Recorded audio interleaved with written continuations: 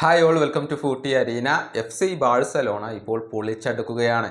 ഇന്നലെ ലാലിഗയിൽ നടന്ന മത്സരത്തിൽ ഒന്നിനെതിരെ 7 ഗോളുകൾക്കാണ് വലൻസിയയെ അവർ പരാജയപ്പെടുത്തിയിട്ടുള്ളത്. മത്സരത്തിൻ്റെ തുടക്കം തൊട്ട് അവസാനം വരെ ആക്രമിച്ച് കളിക്കുന്ന ഒരു ബാഴ്സയെയാണ് നമുക്ക് ഈ മത്സരത്തിൽ കാണാൻ കഴിഞ്ഞിട്ടുള്ളത്. ഫിർമിൻ ലോപ്പസ് ആണ് അവർക്ക് വേണ്ടി മത്സരത്തിൽ ഏറ്റവും കൂടുതൽ തിളങ്ങിയിട്ടുള്ളത്. 2 ഗോളുകളും 2 അസിസ്റ്റുകളും സ്വന്തമാക്കാൻ അദ്ദേഹത്തിന് കഴിഞ്ഞിട്ടുണ്ട്. അതേസമയം ഡിയോങ്, ഫെറാൻ ടോറസ്, റാഫീഞ്ഞ എന്നിവരൊക്കെ ഓരോ ഗോളുകൾ വീതം നേടിയിട്ടുണ്ട്. ലെവൻഡോസ്കിയും ഗോൾ അടിച്ചിട്ടുണ്ട്. ഒരു ഗോൾ സെൽഫ് ഗോൾ ആയിരുന്നു. അതുപോലെ തന്നെ ലാമിൻ യമാൽ മത്സരത്തിൽ 2 അസിസ്റ്റുകൾ കരസ്ഥമാക്കിയിട്ടുണ്ട്. അങ്ങനെ എല്ലാവരും തിളങ്ങിയ ഒരു മത്സരമായിരുന്നു ഇത്. വലൻസിയയുടെ അവസ്ഥ നമുക്കെല്ലാവർക്കും അറിയാം. നിലവിൽ അവർ റെലഗേഷൻ സോണിലാണ് ഇപ്പോൾ ഉള്ളത്.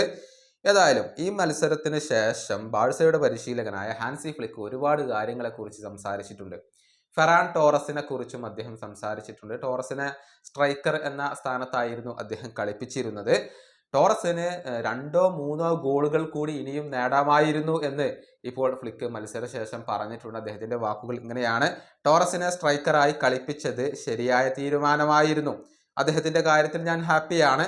പക്ഷേ ഈ മത്സരത്തിൽ 2-3 ഗോളുകൾ കൂടി നേടാനുള്ള ഒരു അവസരം അദ്ദേഹത്തിന് ഉണ്ടായിരുന്നു.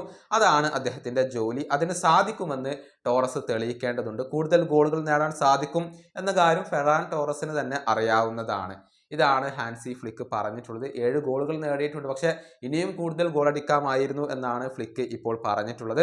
ഏതായാലും FC ബാഴ്സലോണ പോയിന്റ് പട്ടികയിൽ നിലവിൽ 3-ാം സ്ഥാനത്താണ്.